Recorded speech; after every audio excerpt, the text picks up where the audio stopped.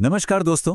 आज हम जिस विषय का गहराई से विश्लेषण करने वाले हैं वो आर्थिक सशक्तिकरण की एक बहुत ही शानदार और जीती जागती मिसाल बन चुका है। हम बात कर रहे हैं मध्य प्रदेश की बेहद लोकप्रिय मुख्यमंत्री लाडली बहना योजना की।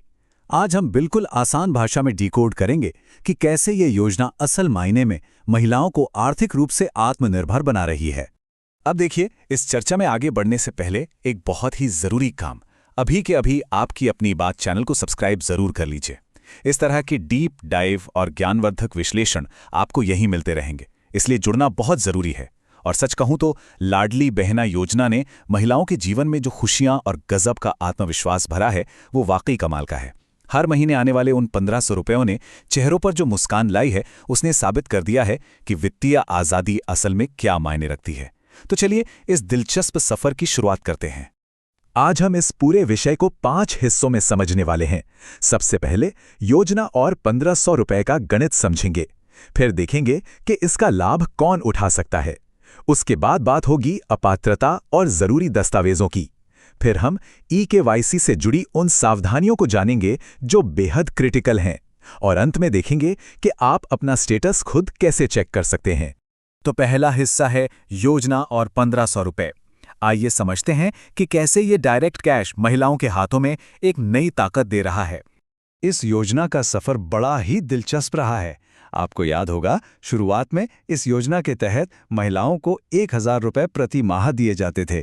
फिर सरकार ने इसे बढ़ाकर 1250 रुपए कर दिया और अब अक्टूबर 2025 से ये राशि 1500 रुपए प्रति माह हो चुकी है।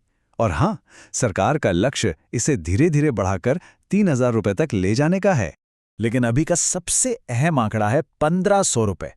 हर महीने की 10 तारीख को बिना किसी देरी के ये पैसा डायरेक्ट बेनिफिट ट्रांसफर यानी डीबीटी के जरिए सीधे महिलाओं के बैंक खातों में पहुंच जाता है। बीच में कोई बिचौलिया नहीं, कोई कमीशन नहीं। ये 1500 रुपए महिलाओं को अपनी छोटी छोटी लेकिन जरूरी जरूरतें खुद पूरी करने की आज़ादी दे रहे हैं। अगर हम इसके स्केल की बात करें तो आंकड़े हैरान करने वाले हैं। मई 2026 के ताज़ा डेटा के मुताबिक 13 मई को इसकी 36वीं किश्त जारी की गई है। जरा सोचिए, 1.25 करोड़ से ज्यादा महिलाओं को इसका सीधा लाभ मिल रहा है। और अब तक सरकार 55,926 करोड़ रुपए से ज्यादा की भारी भरकम रकम सीधे खातों में भेज चुकी है। ये कोई छोटा मोटा अमाउंट नहीं है। चलिए अब आते हैं दूसरे हिस्से पर। कौन उठा सकता है लाभ, यानी इसके नियम और शर्तें क्या हैं। इसकी पात्रता के नियम बिल्कुल क्लियर रखे गए हैं। पहली शर्त, महिला को मध्य प्रदेश का स्थायी निवासी होना चाहिए। दूसरा, ये योजना विवाहित महिलाओं के लिए है जिसमें विधवा और तलाकशुदा महिलाएं भी पूरी तरह शामिल हैं। उम्र 21 से 60 साल के बीच होनी चाहिए। और सबसे जरूरी बात, परिवार की सालाना आय 2.5 लाख रुपए से कम होनी चाहिए और उनके पास 5 एकड़ से ज्यादा खेती की जमीन नहीं होनी चाहिए। तीसरा हिस्सा, अपात्रता और जरूरी दस्तावेज। ये बहुत क्रिटिकल है क्योंकि जरा सी चूक से फॉर्म रिजेक्ट हो सकता है। देखिए, किन लोगों को ये लाभ नहीं मिलेगा ये जानना भी उतना ही जरूरी है। अगर परिवार का कोई भी सदस्य इनकम टैक्स भरता है या किसी के पास सरकारी नौकरी या पेंशन है तो वो इस योजना के दायरे से बाहर हैं। इसके अलावा अगर घर में कोई 4 पहिया वाहन है जैसे कार, जीप या ट्रैक्टर तो भी लाभ नहीं मिलेगा। और हाँ, वर्तमान या भूतपूर्व सांसद और विधायकों के परिवार भी इसके लिए अपात्र माने गए हैं। अब सवाल आता है कागजातों का। अप्लाई करने के लिए क्या क्या चाहिए, तो नोट कर लीजिए। आपको चाहिए परिवार और अपनी व्यक्तिगत समग्र आईडी, आपका आधार कार्ड जो समग्र पोर्टल से लिंक होना चाहिए, एक चालू मोबाइल नंबर और सबसे अहम, एक ऐसा बैंक अकाउंट जो आधार से लिंक हो और जिसमें डीबीटी यानी डायरेक्ट बेनिफिट ट्रांसफर एक्टिव हो। और एक बात मैं बिल्कुल साफ कर दूं, इस पूरी आवेदन प्रक्रिया का कोई चार्ज नहीं है। यह 100% फ्री है। इसके फॉर्म ग्राम पंचायत, वार्ड कार्यालय या सरकार द्वारा लगाए गए विशेष कैंपों में जाकर ऑफलाइन ही भरे जाते हैं। और वहीं पर ट्रांसपेरेंसी बनाए रखने के लिए एप्लीकेंट की एक लाइव फोटो भी खींची जाती है। अब आते हैं आज के विश्लेषण के चौथे और सबसे महत्वपूर्ण हिस्से पर, ई-केवाईसी और कुछ बहुत ही जरूरी सावधानियां। यहाँ एक बहुत ही सीरियस और अर्जेंट अपडेट है। हाल ही में 1 लाख से ज्यादा महिलाओं के नाम लाभार्थी सूची से सीधे तौर पर हटा दिए गए हैं। जी हाँ, 1 लाख से ज्यादा। और इसका सबसे बड़ा कारण क्या है? अधूरा ई-केवाईसी। इन डिजिटल नियमों को हल्के में लेने का नतीजा ये हुआ है कि कई लोगों का पैसा बीच में ही अटक गया है। तो आखिर ये ई-केवाईसी और डीबीटी है क्या चीज?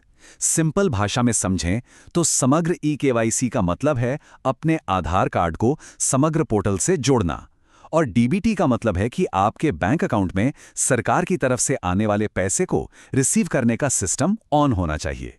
अगर इन दोनों में से एक भी चीज मिसिंग है तो सिस्टम आपका पेमेंट वहीं रोक देगा। 5वां हिस्सा, अपना स्टेटस कैसे चेक करें। आपको किसी के चक्कर काटने की जरूरत नहीं है, ये आप खुद कर सकते हैं। अपना पेमेंट स्टेटस चेक करना बहुत ही आसान है। बस अपने फ़ोन या कंप्यूटर पर cmladlibehna.mp.gov.in टाइप करें। वहां आपको आवेदन एवं भुगतान की स्थिति का एक ऑप्शन दिखेगा, उस पर क्लिक करें। अपना एप्लीकेशन नंबर या समग्र आईडी डालें। इसके बाद आपके रजिस्टर्ड मोबाइल नंबर पर एक ओटीपी आएगा। वो ओटीपी डालते ही पूरी लिस्ट आपके सामने होगी कि कौन सी किस्त आई है और कौन सी नहीं। और अब वो सवाल जो इन दिनों हर जगह पूछा जा रहा है और शायद आपके मन में भी होगा, तीसरा चरण कब शुरू होगा? जिन महिलाओं ने अभी तक फॉर्म नहीं भरा है, उन्हें मौका कब मिलेगा? देखिए, सच्चाई ये है कि फिलहाल नए रजिस्ट्रेशन पूरी तरह से बंद हैं। सरकार की तरफ से अभी तक कोई ऑफिशियल डेट अनाउंस नहीं की गई है। इसलिए मेरी सलाह मानिए और इंटरनेट पर मौजूद फर्जी वेबसाइटों या अफवाहों से बिल्कुल दूर रहें। सही जानकारी के लिए सिर्फ अपने ग्राम पंचायत या वार्ड ऑफिस के अपडेट्स पर ही भरोसा करें। तो ये था इस पूरी योजना का एक क्लियर पिक्चर। लेकिन जाते जाते एक सवाल मैं आपके लिए छोड़ना चाहूंगा कि आपको लगता है कि इस तरह की डायरेक्ट कैश ट्रांसफर योजनाएं भविष्य में गरीबी खत्म करने का सबसे अचूक हथियार बन सकती हैं, या फिर ये बस एक शॉर्ट टर्म रिलीफ हैं? इस पर विचार जरूर कीजिएगा। जागरूक रहिए और सुरक्षित रहिए।